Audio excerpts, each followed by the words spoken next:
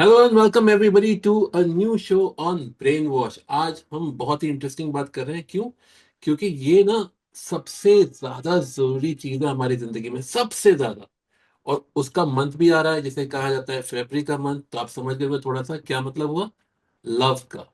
Love का मतलब खुद से भी प्यार, दूसरों से भी प्यार, ऐसे रिश्ते बनाना कि हमेशा याद रहो। एक ब्यूटीफुल सी लाइन है, ऐसी वाणी बोलिए मन का आपा खोए, औरन को शीतल करे आप भी शीतल होए।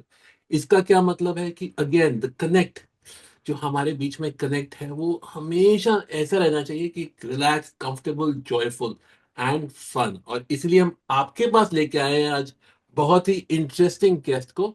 ये है निधि गर्ग। आपने पढ़ ही लिया होगा, उनकी स्क्रीन पर लिखा हुआ भी है। और ये रिश्तों के बारे में बात करती है। Nidhi ji, thank you so much for joining us today.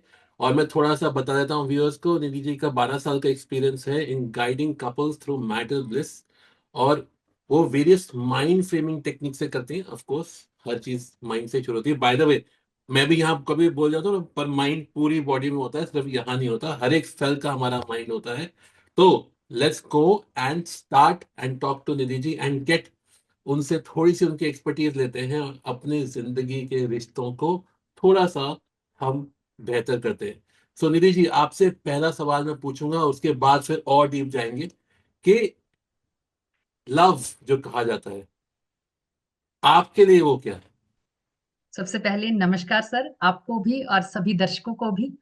हम सब लोग यहाँ पर जुड़े हैं, बहुत सारी अच्छी अच्छी बातें करने वाले हैं। हम्म। देखिए, प्यार जो होता है, मैं एक रिलेशनशिप की बात करती हूँ।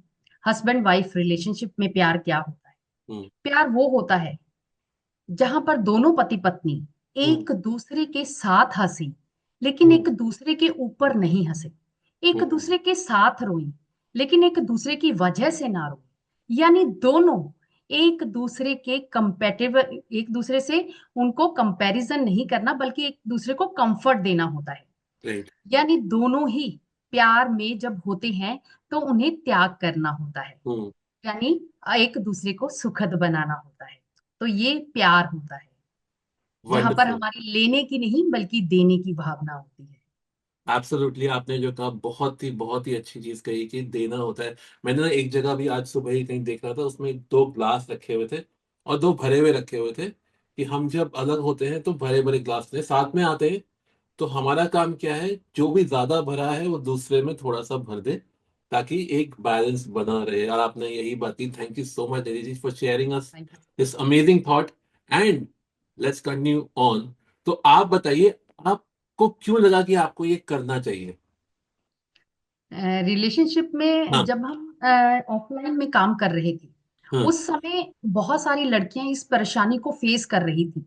हम्म। और हमारे साथ कंसल्ट करने के बाद वो बहुत सारे चैलेंजेस को फेस करते हुए उनको पार करके अपने हम्म। घरों में भी जा रही थी। हम्म। तो ऐसे समय में मन में विचार आया कि ये तो पूरी दुनिया में ही फैल रहा है। हम्म। भारत जिसे जहां पर शादी को 7 जन्मों का रिश्ता माना हम्म। जाता था, आज बहुत जल्दी घर टूट रहे हैं। हम्म। कि बच्चों में अवेयरनेस होनी चाहिए। हम्म। और इसीलिए मैं भी यहाँ पर ऑनलाइन में आना शुरू किया, क्योंकि लोगों हम्म। को बहुत अच्छे से समझा पाते थे, लोग हमारे साथ कनेक्ट हो पाते थे। हम्म। इसीलिए ऑनलाइन में आने के बारे में सोचा। और वंडरफुल। हाँ, कोरोना के टाइम से, इससे पहले से ही हम यहाँ ऑनलाइन की इंडस्ट्री में सुपर।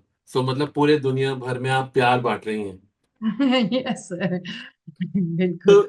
दीदी जी बताइए, आपने काफी लोगों के साथ काम किया होगा, ये सबसे बड़ा चैलेंज क्या होता है कपल्स में? अगर हम एक दो दो तीन चीज उठाएं, सबसे ज्यादा चैलेंजिंग क्या आता है जिससे ये चैलेंजेस क्रिएट होते हैं कपल्स के बीच में? सर, सबसे पहले तो जब एक लड़का लड़की की शादी होती है तो वो बहुत सारी उम्मीदें लेकर शादी करते हैं। हम्म। उनके मन में बहुत सारी उम्मीदें रहती हैं। लड़की सोचती है कि मैं अपने ससुराल में जाऊंगी तो मेरा हस्बैंड हमेशा मेरे पास रहेगा। हम्म। कहीं पर भी कोई भी काम होगा, कोई भी उसके परिवार वालों के साथ मतभेद होगा, तो हम्म। वो मेरी ही सपोर्ट करेगा। हम्म। मुझे घुमाने के लिए लेकर जाएगा, मुझे सरप्राइज देता रहेगा। और वहीं पर लड़का भी बहुत सारी उम्मीदें लगाकर शादी करता है कि हम्म। मेरी जो वाइफ है वो मेरी हम्म। सारी जरूरतों को पूरा करेगी, मेरे हम्म। परिवार को बहुत अच्छे से ध्यान रखेगी, हम्म। मेरे घर को स्वर्ग बनाकर रखेगी। लेकिन क्योंकि उन्होंने ये सब कुछ देखा होता है फिल्मी दुनिया में, राइट। लेकिन रियल लाइफ और रियल लाइफ, दोनों में बहुत डिफरेंस होता है। जब दोनों का टकराव इस चीज में होता है ना, रियलिटी से, तब वो बच्चे थोड़े से घबरा जाते हैं, जब उनके ऊपर जिम्मेदारियां आनी शुरू, हम्म। तब कहीं ना कहीं उनके बीच में ये बहस शुरू होती है। पहले बहस, फिर झगड़ा, और फिर वो झगड़ा काफी हद तक बढ़ जाता है।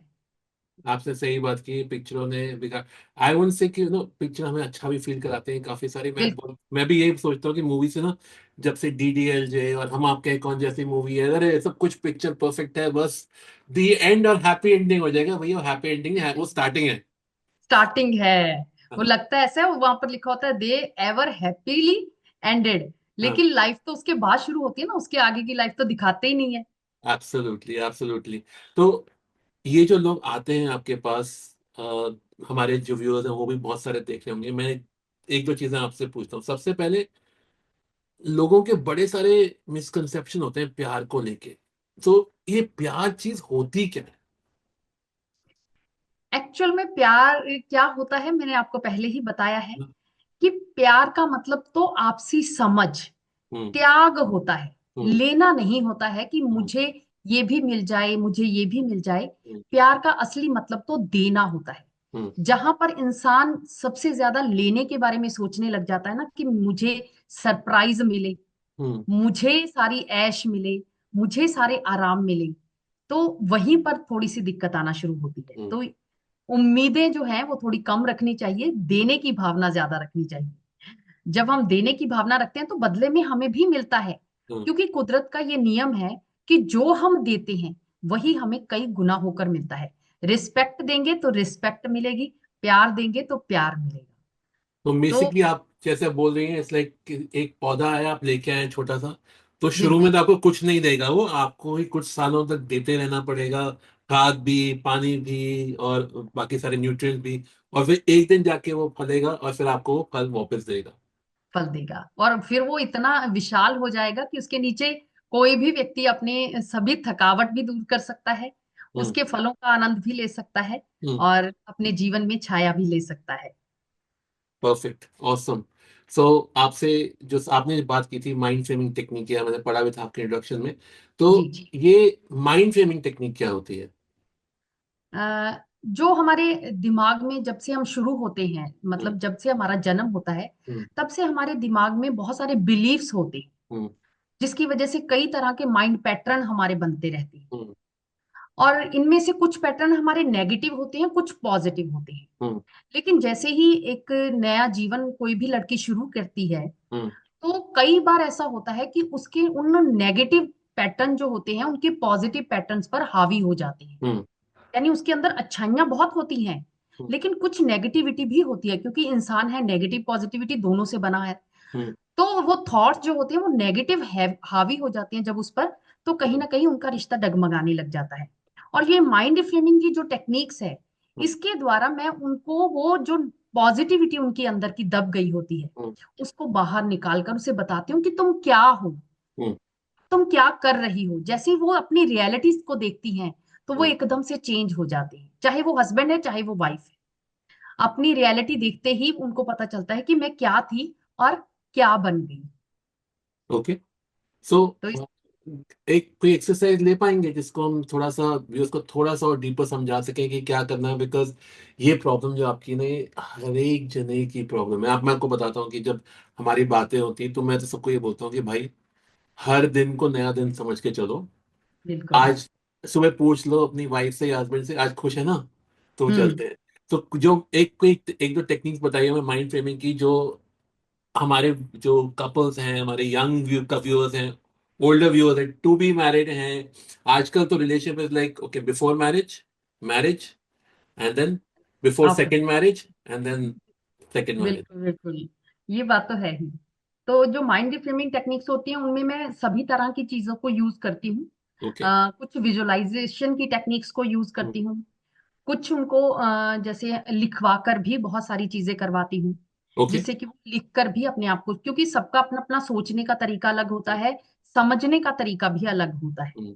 तो जिसका जैसा होता है तरीके में सभी तरह के यूज करती हूँ, ताकि वो उनका माइंड रिफ्रेम हो जाए। जैसे कि ओके। कई बार विजुअलाइजेशन द्वारा, मेडिटेशन के द्वारा हम्म। उनको सबसे पहले पास्ट की जितनी भी मेमोरीज उनकी होती हैं उन्हें हम डिलीट करवाते हैं, ओके। उनको बाहर निकलवाते हैं। फिर ओके। धीरे धीरे उनके अंदर जितनी नेगेटिविटी है उसको डिलीट करवाते हैं, पॉजिटिविटी में लेकर जाते हैं।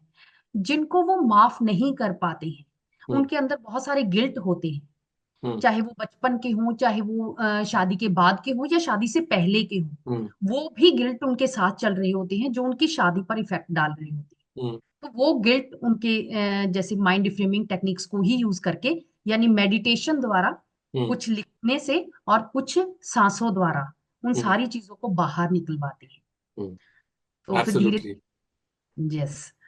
सो जी। तो जो आप सब देख रहे हैं उनके लिए थोड़ा सा आपको बता भी देते हैं माइंड फ्रेमिंग होता भी क्या है।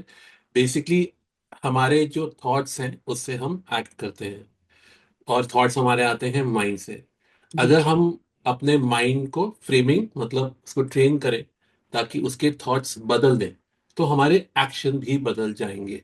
मैं एक सिंपल सा एग्जांपल शेयर करता हूँ। लोग बोलते हैं यार लाइफ बड़ी बोरिंग है। मैंने कहा ना, आप कौन से हाथ से ब्रश कर आप कौन से हाथ से ब्रश करते हैं दीदी जी? राइट से। तो मैं लोग बोलता हूँ लेफ्ट से ब्रश करना शुरू करो, देखो आपकी लेफ्ट से। पूरा दिन बदल जाएगा। बिल्कुल बिल्कुल बिल्कुल। तो ये जो निधि जी कर रही है, it's a very very powerful technique, because इसके अलावा और कुछ है ही नहीं। जब तक हम अपने डीपेस्ट थॉट्स में जाके, उन्होंने बताया मेडिटेशन में जाके डीपेस्ट थॉट्स में जाके अगर हम अपना नजरिया, देखने का नजरिया इसको कहा जाता है, उसको ना बदले, तो हम कुछ भी लाइफ में बदल नहीं सकते। सो निधि जी, कोई एक दो हमें केसेस बताइए आपने जो डील किए होंगे रिसेंटली या पहले, कि लेट्स एक्चुअली ये करते हैं। आपको याद है आपका फर्स्ट केस क्या था? जी, हाँ, याद है। तो उसके जब बारे में मेरी बताइए थोड़ा सा, फिर फर्स्ट केस में क्या हुआ था और कैसे उसको अटैकल किया, because that very oh, interesting. बिल्कुल। स्टार्टिंग में सबसे पहले जब मैंने अभी स्टार्ट ही किया था, हम्म। उस समय एक लड़की मेरे पास आई थी। हम्म। तो वो लड़की जो थी, वो ससुराल में रह रही थी। हम्म। मतलब नाम तो मैं नहीं बताऊंगी आपको, हाँ, ऑफ कोर्स ऑफ लेकिन कोर्स। रैंडमली नाम लेते हैं कि सुधा नाम की एक लड़की थी। हम्म। सुधा नाम की एक लड़की थी। हम्म। वो नर्सिंग का काम करती थी। ओके। लेकिन वो क्योंकि पहले पढ़ाई बाहर करती थी, इसलिए ससुराल, उसकी शादी हो गई और शादी के बाद वो ससुराल में आई। हम्म। ससुराल में आने के बाद कहीं ना कहीं उसका बैलेंस नहीं बन पाया, जिसकी वजह से उसके हस्बैंड के साथ आए दिन उसके झगड़े होने लगे, हम्म। घर वालों के साथ भी हम्म। उसके झगड़े होने लगे। और उसका कॉन्फिडेंस इतना ज्यादा लो हो गया कि वो अब कोई चीज उठाती थी ना हाथ से, तो वो भी गिर जाती थी। अपने हस्बैंड को देखते ही वो घबरा इतना ज्यादा जाती थी, इतना हम्म। ज्यादा उसका कॉन्फिडेंस डाउन हो गया। हम्म। तो वो मेरे लिए भी चैलेंज था क्योंकि फर्स्ट केस था। उस हम्म। समय उस लड़की के साथ मैंने 3 मंथ तक हम्म। डेली बात की, डेली उसको सिखाया हम्म। और उसको एक मेडिटेशन रिकॉर्ड करके दी, जैसे कि आप इसको डेली करना है सुबह में शाम में। और हम्म। उस लड़की के पास भी चैलेंज ये था कि उसको घर वाले कहीं मतलब करने ही नहीं देती थी। हम्म। तो उसने कहा कि मैम मेरे पास मेडिटेशन करने की जगह भी नहीं है, मैं कहाँ करूँ। तब मैंने उस लड़की से कहा कि बाथरूम में तो कोई तेरे को डिस्टर्ब नहीं करता है ना। हम्म। तो उसने कहा नहीं मैम, बाथरूम में कोई डिस्टर्ब नहीं करता। तो उस लड़की ने भी बहुत एफर्ट लगाया, वो बाथरूम में बैठकर वो मेडिटेशन करती थी, जो हम्म। मैंने उसको रिकॉर्ड करके दी। तो धीरे धीरे उसके अंदर चेंज आने लगा। हम्म। तो वो उसका कॉन्फिडेंस थोड़ा बढ़ने लगा, वो वर्क प्लेस पर जाती, वहां हम्म। पर जाकर मुझसे बात करती थी। हम्म। तो धीरे धीरे उसकी लाइफ जो थी वो पूरी तरह से बदल गई। जो हस्बैंड उसको कह रहा था कि मैं डाइवोर्स के पेपर तैयार कर रहा हूँ, मैं तेरे साथ नहीं रहूंगा, लेकिन वही हस्बैंड आज बहुत खुश से उसके साथ रह रहा है। उसका हम्म। जीवन पूरी तरह से बदल गया है और ओके। घर वालों के साथ भी उसकी बहुत ही अच्छी बॉन्डिंग हो गई। तो ऐसे जब केस सॉल्व होते हैं तो मुझे उस रात को, जिस दिन उसने, लड़की ने रात को 3 बजे मुझे मैसेज किया कि मैम आज मैं अपने हस्बैंड के साथ बहुत ज्यादा खुश हूँ। अपनी पिक भी भेजी मुझे कि जिस जैसा मैं सोच भी नहीं सकती थी कि मेरा रिश्ता फिर से रिकवर हो जाएगा, हम्म। कि फिर से मैं अपने रिश्ते में जान डाल सकूंगी। और ऐसी बात सुनने के बाद मुझे इतना अच्छा महसूस होता है कि जैसे भगवान ने मुझे ब्लेसिंग दी हो, कि लोगों की दुआएं जो होती हैं, हम कहते हैं कि साथ में पैसा जाए ना जाए, दुआएं आपकी साथ जरूर जाती हैं। तो वो दुआएं जो हैं, वो जब लोग देते हैं तो बहुत अच्छा लगता है। सुपर। आपकी आवाज और आपके जो वर्ड्स हैं उसी से पता चल रहा है कि आपने कितना हार्टफेल्ट एक्सपीरियंस किया था। क्या सब लोगों को मजा आ रहा है निधि जी की बातों के साथ में? हमें तो बहुत मजा आ रहा है। पर हम थोड़ी सी बातें आपसे थोड़ा सा ब्रेक लेके इनसे और बातें करेंगे और डिटेल्स लेंगे अगले एपिसोड में। तो जुड़िएगा हमारे साथ जरूर, निधि जी के साथ भी। तब तक के लिए ब्रेन वॉश करते हुए, ये देखो यस, हमारे दिल भी निकल थैंक आए हैं। यू। थैंक यू आपको सर, पता है थैंक ये क्यों किया जाता है? क्योंकि इससे सारे के सारे हमारे दिल के तार जुड़ जाते हैं, every you. Single nerve gets connected. तो thank you yes, everybody for watching and thank you Nidhi ji, we shall be thank you. Connecting very soon for yes, our next episode.